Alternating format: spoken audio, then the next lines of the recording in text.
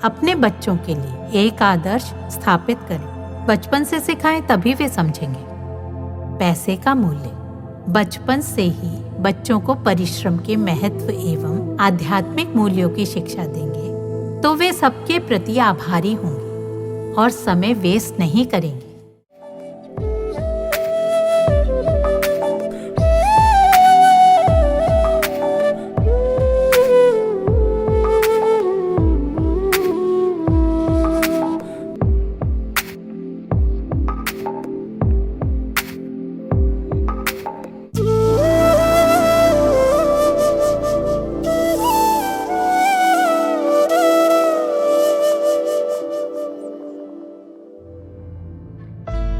कहते हैं चिंता चिता समान है।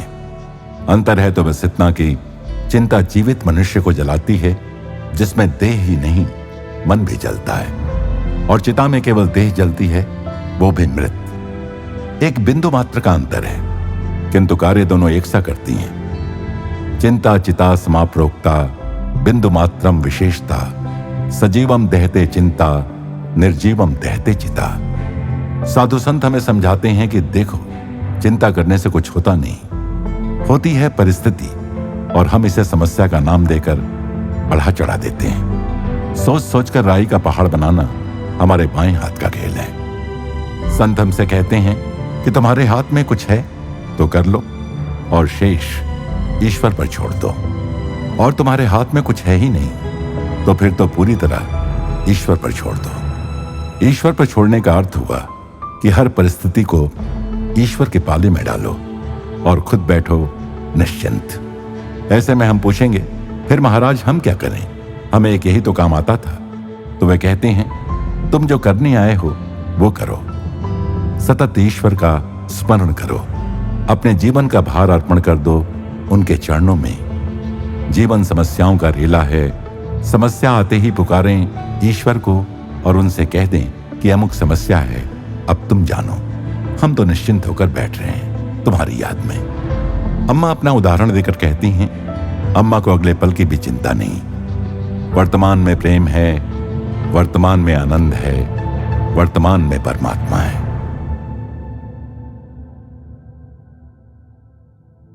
प्रेम स्वरूपी, आत्म स्वरूपी आप सबको नमस्कार।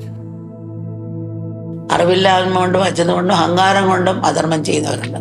അത് നമ്മൾ ചൂണ്ടണം. അത് ചൂണ്ടിയില്ലേ ധർമ്മത്തെ നിലനിർത്താൻ സാധിക്കില്ല. एक अंधे ने सांझ ढले अपने मित्र से कहा, मुझे ये लालटेन जला कर दो, आज रात मुझे अपने रिश्तेदारों के पास जाना है। मित्र ने पूछा, तुम देख नहीं सकते तो फिर लालटेन का क्या करोगे? हाँ, मैं तो अंधा हूँ, पर चाहता हूँ दूसरे मुझे देखकर समझ सकें, जान ले कि मैं अंधा हूँ और मुझसे टकरा कर न जाएं। इससे उनकी भी सहायता होगी, क्योंकि वे आगे का रास्ता देख सकेंगे, लालटेन होगी तो। उसी प्रकार हम अंधे हों तब भी हम प्रकाश लेकर चले, प्रेम का और ज्ञान का प्रकाश, ताकि हम भी सुरक्षित रहें और दूसरे भी दुर्घटनाओं से बच सकें। हम सभी से प्रेम नहीं कर पाते, सम्यक ज्ञान जो नहीं, लेकिन कोशिश करें तो हम अपने क्रोध पर काबू पा सकते हैं। क्रोध पर संयम रखें। अधर्म देखें तो उस पर उंगली उठाने में बुराई नहीं। अज्ञानवश अथवा अहंकारवश कोई अधर्म करे तो उंगली उठानी ही चाहिए, वरना धर्म की स्थिति डगमगा जाएगी। हमारी कुछ संस्थाओं में विद्यार्थियों को भोजन अपने आप परोसने की स्वतंत्रता है, पर वेस्ट करने की मनाही है।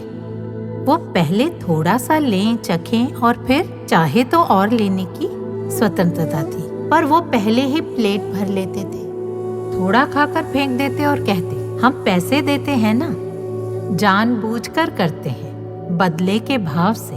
भोजन के पीछे के त्याग की तो सोचो। कभी वर्षा कम हो तो सारी फसल नष्ट हो जाती है, या कभी कटाई के समय ओले या अकाल वृष्टि से।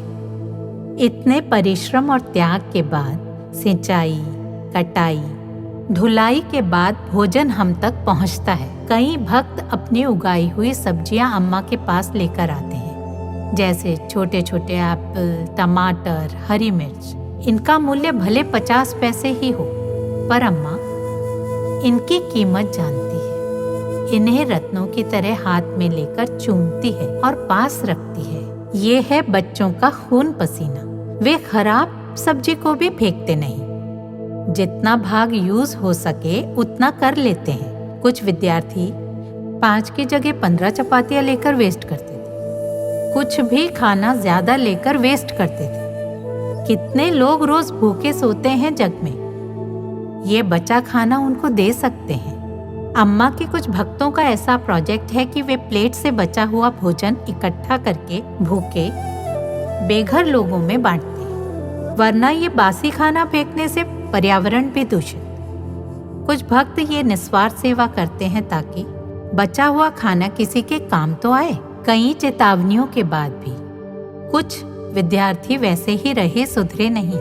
कुछ विद्यार्थी बदले, बाकी ज्यों के त्यों। ऐसे अधर्म पर उंगली उठाना चाहिए, ये हमारा धर्म है। तो फाइन लगाया। फिर सब विद्यार्थी ध्यान रखने लगे। पहले 10 बकेट वेस्ट होता था, अब फाइन लगाने के बाद आधी बाल्टी से ज्यादा कभी नहीं बचा। जब उन्हें लगा पैसा भरना पड़ेगा, तब ध्यान रखने लगे। कलयुग में भय भक्ति का बोलबाला है। भय होगा तो लोग सतर्क रहेंगे, वरना लोग बदलते नहीं, देखा गया है। कहते हैं एक धनी सेठ का बेटा बड़ा आलसी था, कोई काम नहीं करता था।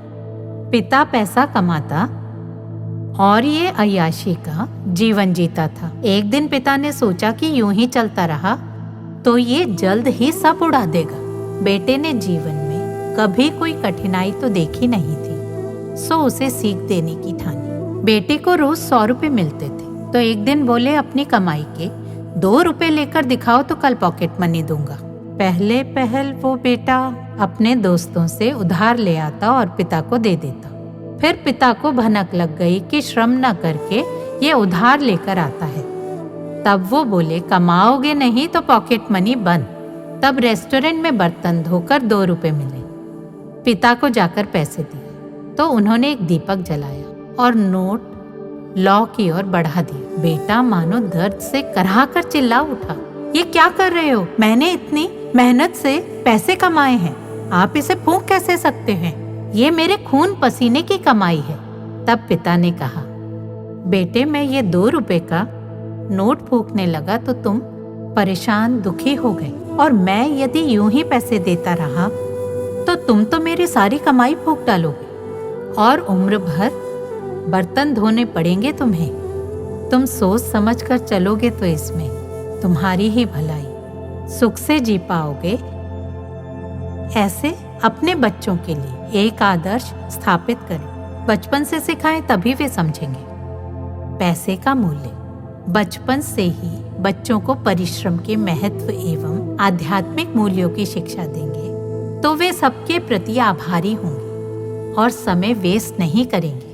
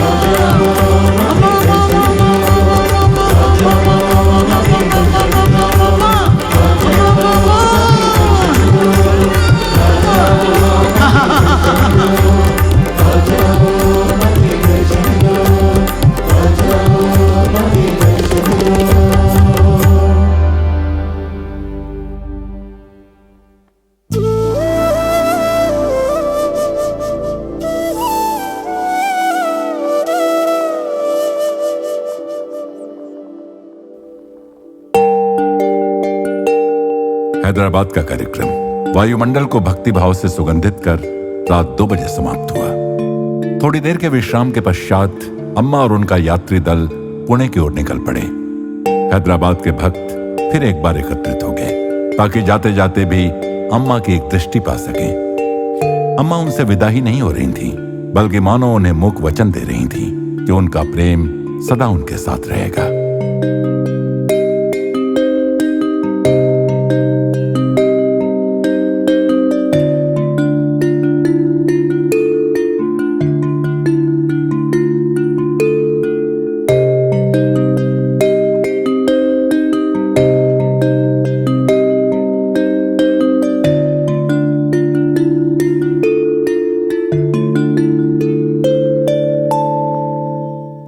सूर्य की ऊर्ध्वगति के साथ दोपहर के भोजन का समय हुआ तो अम्मा का दल दोस्तपुर नामक एक शांत गांव में रुका।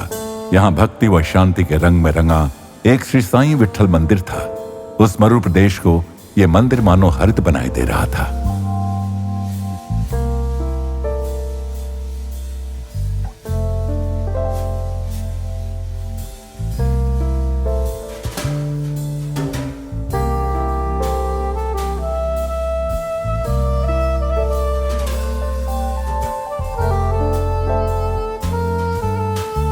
अम्मा के बच्चों ने इस अवसर का सदुपयोग अम्मा के साथ अपने अनुभव साझा करके तथा अध्यात्म के पथ पर बढ़ने के लिए अम्मा का मार्गदर्शन पाकर किया। एक युवक ने अपनी कहानी साझा की। When I could meet you in Barcelona and after in London. अम्मा, मैं आपसे पहली बार 23 वर्ष पूर्व बार्सिलोना में मिला था, फिर उसी वर्ष दोबारा लंदन में। तभी मैंने आपसे मंत्र दीक्षा भी प्राप्त की। वापस लौटकर मैंने आपसे हुई भेंट का अनुभव अपने दोस्तों को बताया और भगवान के नाम जप की महिमा उनके साथ साझा की। किंतु अम्मा, मैं अपने दोस्त को यह समझा नहीं पाया कि नाम जप द्वारा ईश्वरानुभूति कैसे हो सकती है। एक दिन अपने गांव की ओर यात्रा करते समय हम एक खुले मैदान में बैठे तो 2 बच्चे हमारे पास आए। लगभग 10 वर्ष की एक लड़की और उसका भाई। लड़की के हाथ में एक वृक्ष की डाली थी। स्पेनिश भाषा में डाली को राम कहते हैं। तो डाली की ओर हमारा ध्यान आकृष्ट करने के लिए उसने अपने भाई को अपने साथ राम राम राम दोहराने को कहा। अम्मा, मेरी आपसे प्रार्थना है कि आप हमें वैसी ही निष्कलंकता प्रदान करें, भगवान नाम के जप में वैसी ही शुद्ध सरलता। कृपया मेरे दोस्त को मंत्र जप द्वारा ईश्वर को अनुभव करने की क्षमता दें, जैसी उन बच्चों में अनजाने ही थी। अम्मा, आपका हर चीज के लिए धन्यवाद। मेरी प्रार्थना है कि आप आजीवन मेरे साथ रहें। धन्यवाद अम्मा। अम्मा ने कहा, നിഷ്കളങ്ക മനോഭാവം വിശ്വാസം അതാണ്। निष्कलंक मन और विश्वास आवश्यक है। ईश्वर सर्वव्यापक है और हम उसे जिस रूप में देखना चाहते हैं उसमें दर्शन देता है। सर्वशक्तिमान ईश्वर के लिए क्या ये संभव नहीं? महर्षि वाल्मीकि पहले निरक्षर थे और डाकू थे। सप्त ऋषियों को उन पर दया आई और वे उन्हें राम नाम सिखाना चाहते थे। चूंकि वो राम नाम का उच्चारण नहीं कर सकते थे, इसलिए ऋषियों ने उन्हें मरा मरा ही कहने को कहा। इसे जल्दी जल्दी जपें तो राम राम हो जाता है। वाल्मीकि को जप की ऐसी धुन लगी कि उन्हें पता न चला कि उनके ऊपर बम्बई बन गई। उनका पशुता से भरा मन एकदम कारुणिक हो गया। इसीलिए उन्हें उनके दुष्कर्मों के लिए कोसने की बजाय ऋषियों ने उसे स्वीकार्यता व विश्वास के साथ मार्गदर्शन दिया। वे उसे बुरा भला कहते तो रत्नाकर कभी वाल्मीकि न बनता। एक खराब घड़ी भी दिन में 2 बार सही समय दिखाती है और ये स्वीकारने का मनोभाव एक सद्गुरु का प्रमाण चिन्ह है। बाल सुलभ निष्कलंकता पाना कठिन है, किंतु बड़ी लाभदायक है। ईश्वर तो हमारा हृदय ही देखता है। ये कथा दर्शाती है कि कैसे अज्ञानी व्यक्ति का भी निष्कलंकता से उत्थान संभव है।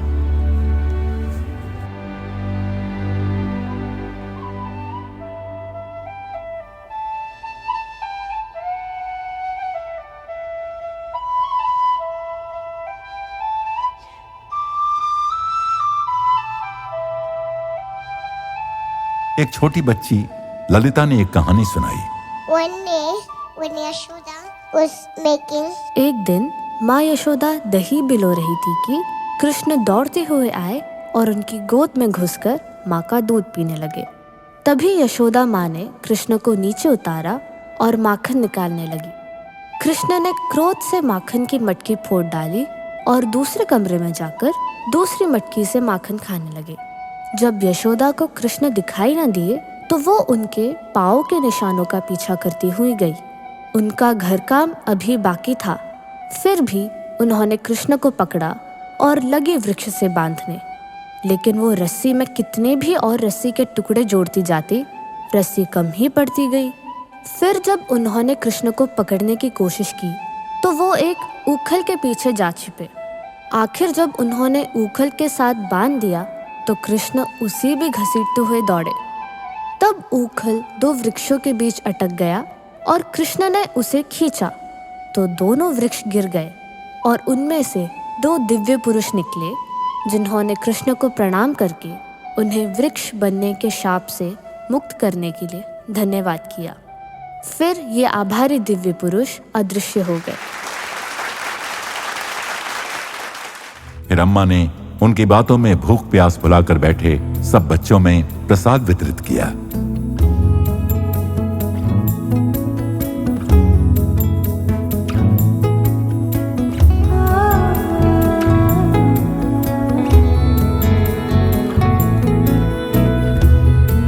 सदा की भांति आज भी अम्मा ने लंच स्टॉप का समापन भावपूर्ण भजन गाकर किया।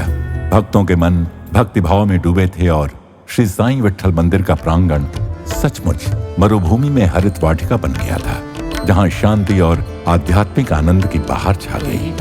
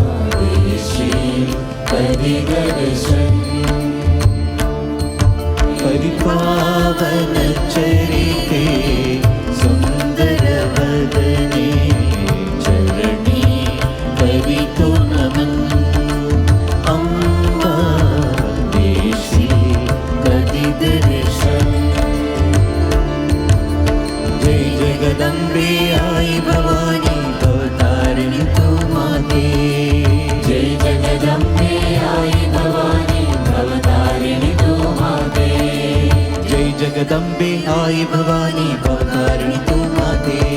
जय जगदम्बे आई भवानी भवतारिणी तू माते। जय जगदम्बे आई भवानी भवतारिणी तू माते। जय जगदम्बे आई भवानी भवतारिणी तू माते। जय जगदम्बे आई भवानी भवतारिणी तू माते। जय जगदम्बे आई भवानी भवतारिणी